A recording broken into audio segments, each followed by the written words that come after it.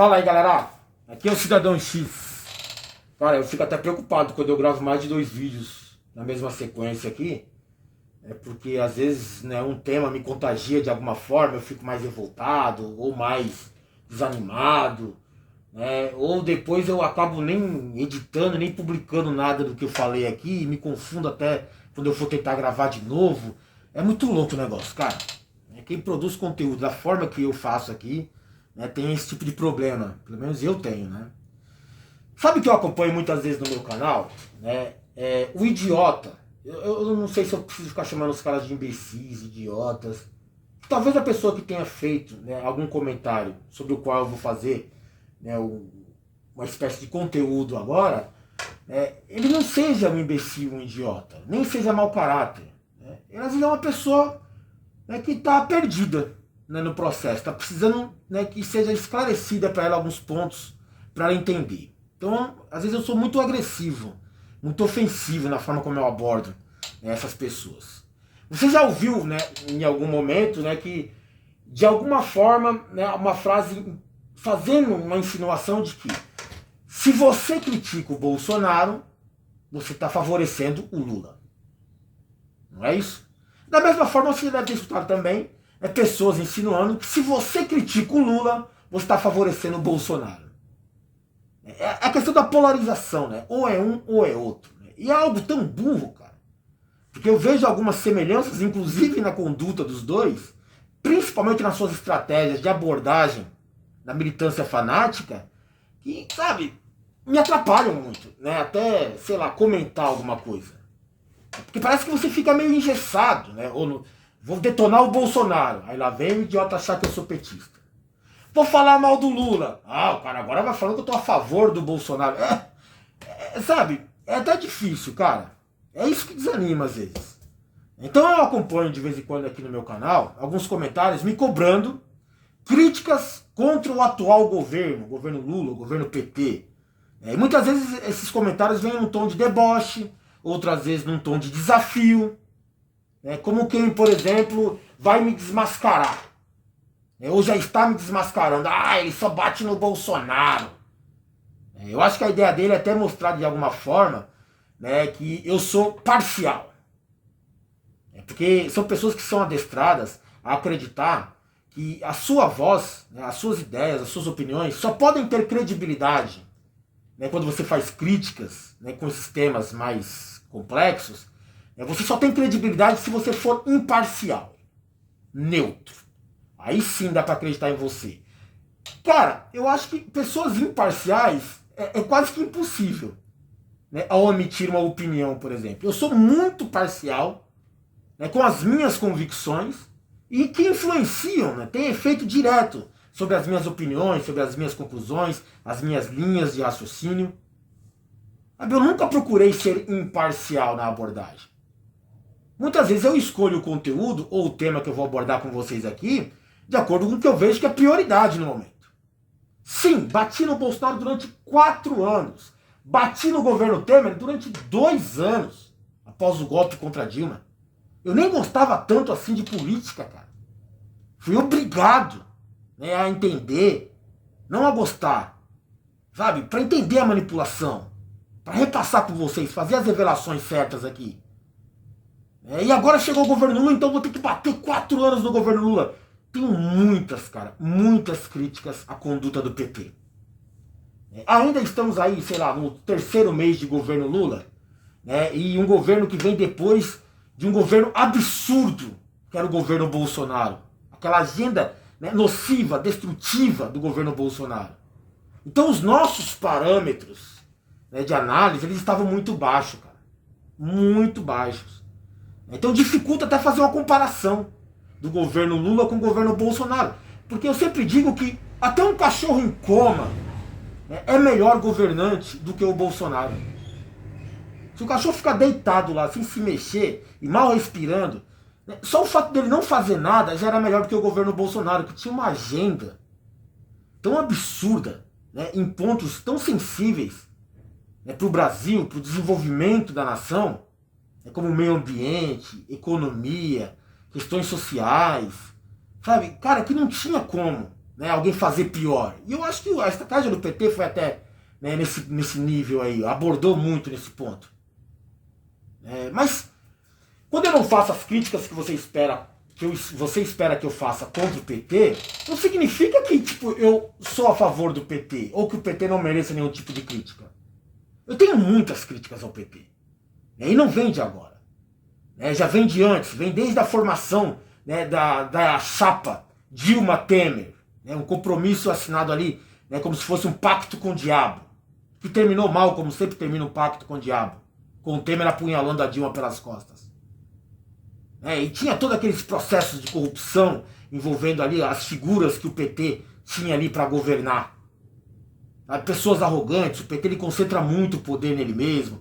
Eles usam de um discurso de esquerda, né, para seduzir aquela massa e até condicionar aquela galera que está aqui revoltada com a elite, revoltada com o poder, que quer mudança, quer renovação, né, e de repente não tem opções. Ou é o PT ou não é nada. Você não pode ser de esquerda sem ser do PT, é algo tão, sabe, tão baixo nível, mas é a forma do PT trabalhar aí as classes menores, as pessoas que não têm, né, alternativas de escolha. As estratégias, né, de eleições do PT são bem assim. Ou você é de esquerda e vota no PT, ou você não é de esquerda, não vota em ninguém, deixa a direita ganhar. O PT sabota até candidatos, né, ou novas lideranças, né, que viriam ali pela esquerda, para não deixar que outros, a não ser o PT, ganhem. É o que aconteceu em 2018. Eles vieram lançar o Haddad. O Lula estava na cadeia, de maneira injusta, né, eu reconheço, mas estava na cadeia, não havia chance do PT ganhar. Você tinha um grande programa de rejeição construído, né, durante anos, décadas, contra o governo PT, contra a política do PT, contra o partido do PT. E aí você lança o Haddad, né, que praticamente não tinha essa chance de ganhar. Os votos do Haddad, muitos, ou a grande maioria deles, não foram para o PT. Foram de rejeição ao que o Bolsonaro já representava naquele momento. Então, percebe que o Bolsonaro já era um cara, né, ali, um ponto de referência de ódio. Mas não o suficiente para bater o programa, né, que criou ódio contra o PT. Você não pode esquecer isso, cara. O programa de rejeição contra o PT. E o PT sabia disso. E mesmo assim forçou a candidatura do Haddad. O que aconteceu? Entregou o governo para o Bolsonaro. Você acha que dá para perdoar isso? O PT poderia ter vindo como, né, não o cabeça de chapa, mas só apoiando qualquer outro candidato. Naquele momento a gente teria muito mais chance de ganhar do Bolsonaro. Hoje, né, a gente teria muito mais facilidade para não ter que votar no PT se tivesse essa nova liderança disponível. O PT não permite isso, cara. Ou vota no PT ou não vota em ninguém, você sendo de esquerda. E muita gente que até é de esquerda caiu nessa programação de que o PT é horrível, porque é. Entendeu? O PT, inclusive, eu considero como um câncer dentro da esquerda.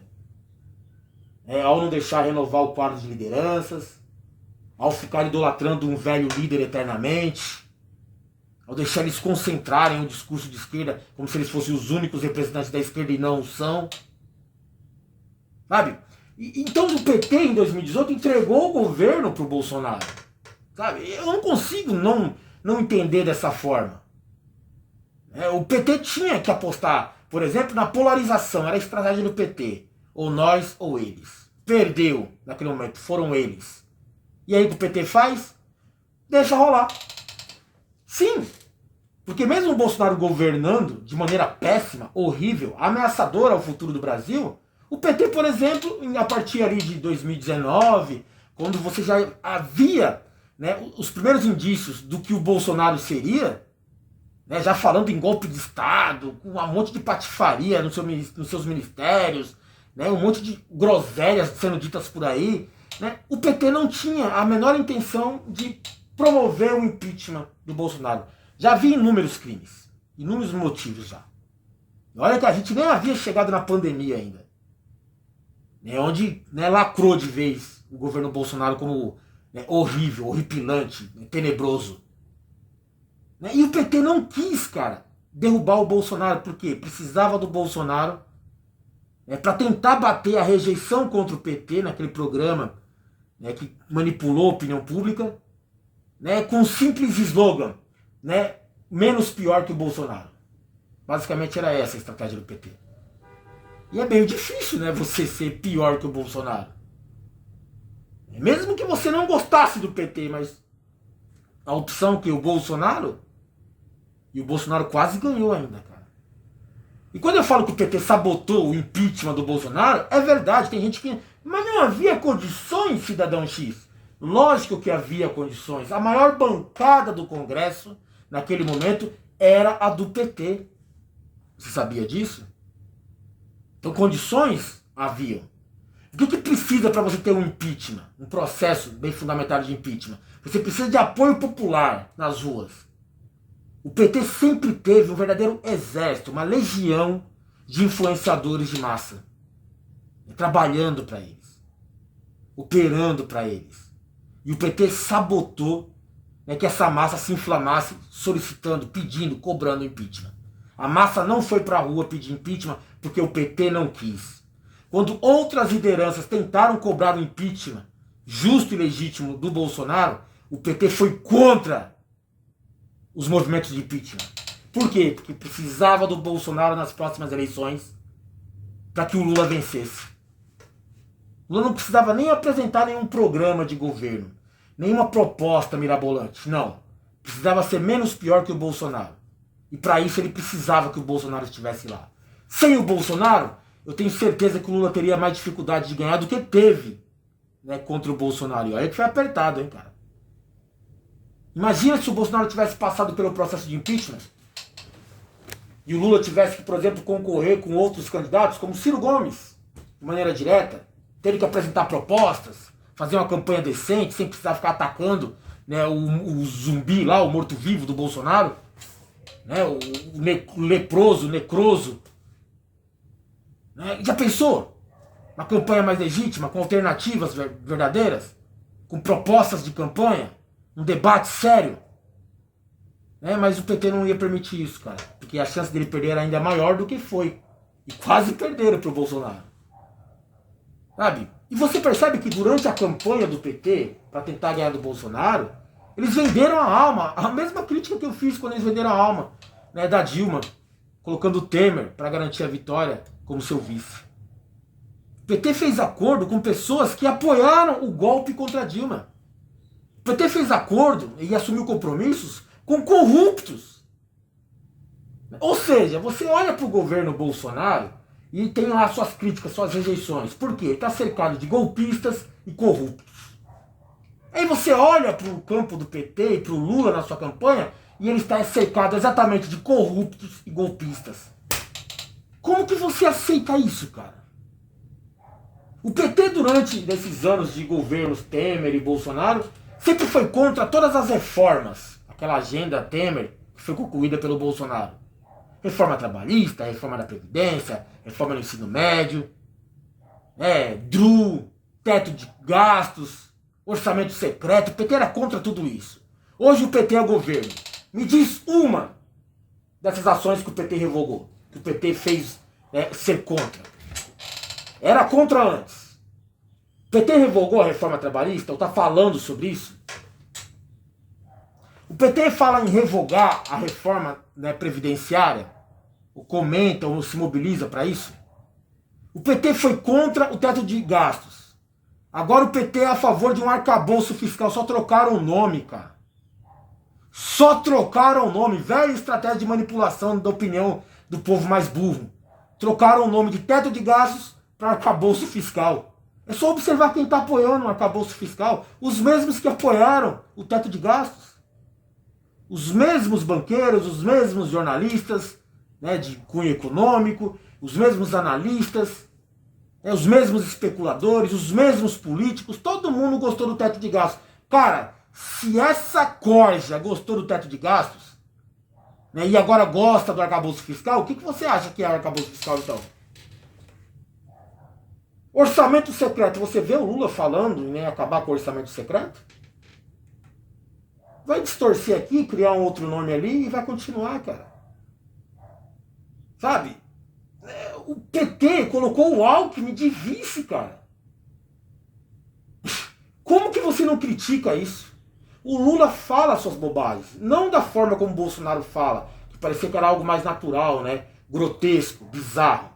Mas o PT também fala, o Lula, ele tá velho já para ser liderança. E ele fala, outro dia ele tava detonando aí a comunidade game. É que os games só ensinam as pessoas a matar, as crianças a matar. Olha que absurdo, cara. Mas eu reconheço que o PT consegue ser menos pior que o Bolsonaro, principalmente em algumas áreas muito sensíveis à população. A área social, por exemplo. É muito bom você ver que tem gente falando de maneira séria para dar auxílio para quem precisa, para ajudar para quem necessita, fornecer um mínimo de condições básicas e dignas de vida para aquela pessoa que está marginalizada, sabe, isolada do sistema. É obrigação do governo isso. Né? Parece que a gente está tendo que bater palma porque alguém lá está falando sobre isso, alguém está vendo isso. Né? Como se não fosse obrigação deles. Por quê? Porque no governo anterior, simplesmente ele não fazia, criticava muito esse tipo de política, esse tipo de conduta do governo. Então é até interessante você ver que o PT, ao se alinhar o BRICS, tira o Brasil daquela condição de prostituta dos americanos. Não tem que ficar prestando continência para a bandeira norte-americana como no governo passado. Isso é muito interessante para o desenvolvimento do Brasil. Vamos negociar em yuan, moeda chinesa, e não em dólar. Isso é muito importante para o Brasil. Porque você vai participar de um bloco econômico que vai fazer frente à liderança nefasta dos Estados Unidos. Que sempre explorou e sempre roubou os outros países vítimas dele. Principalmente aqueles que se submetem ao dólar. É interessante você ver o PT saindo em viagem, o Lula em viagens para a China, para Portugal, para a Espanha ou para a União Europeia e voltando com acordos comerciais. Enquanto o Bolsonaro comemorava porque vendeu um caminhão de abacate para a Argentina. É bem diferente, né? A gente tem que reconhecer algumas coisas que são positivas. Como eu disse, não é tão difícil fazer positivo frente ao Bolsonaro. O parâmetro estava muito baixo. Eu sei, às vezes você cobra uma crítica contra o PT da minha parte, porque você está constrangido com as coisas que eu falei sobre o Bolsonaro. Você está machucado, você está magoado. E aí você não quer que eu faça críticas ao governo do PT. Você quer que eu me revele de alguma forma como uma pessoa incoerente, como uma pessoa sem credibilidade, como uma pessoa que não está certa. Então eu fui injusto. Eu fui mal quando eu te machuquei falando a real do que você apoiava, do que você acreditava. Eu sou culpado. Eu não sou do bem. É mais ou menos isso que você quer dizer. Ou então você vem com aquela ideia de que mas você tem que criticar o Lula. Não porque o Lula mereça críticas, mas porque no seu íntimo você sabe que, de alguma forma, ao criticar o Lula, nem que seja só para você, é uma coisa que favorece o Bolsonaro. Olha, ele bateu no Lula, já dá uma ajuda pro Bolsonaro aqui de alguma forma. É por isso que às vezes o cara cobra que eu critique o PT, que eu critique o Lula. Não é porque ele quer que melhore, não é porque ele quer que eu fale a real, não.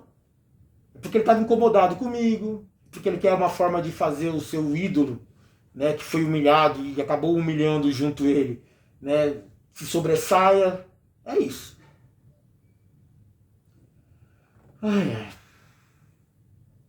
Eu vou falar de outras coisas interessantes em outros vídeos, mano. Vou falar de guerra, vou falar de alguma celebridade estúpida, vou falar do Lula fazendo críticas aos games, vou falar do GSI, CPMI, Nova Ordem Mundial, grande evento. Eu tenho prioridades, cara. Mesmo que eu fale de política, eu tenho prioridades. Como, por exemplo, ou eu faço criticazinhas ao PT, que ainda com todas as críticas e todas as condutas negativas ainda são melhores do que o Bolsonaro, ou simplesmente eu venho aqui falar sobre nazistas, fascistas, golpistas, militares, ditadura, que é uma ameaça real pra gente hoje. Então eu acho que dentre os meus critérios de escolha de conteúdo, eu tenho essas prioridades, sabe? Tem coisas que eu acho mais importante para falar. Valeu.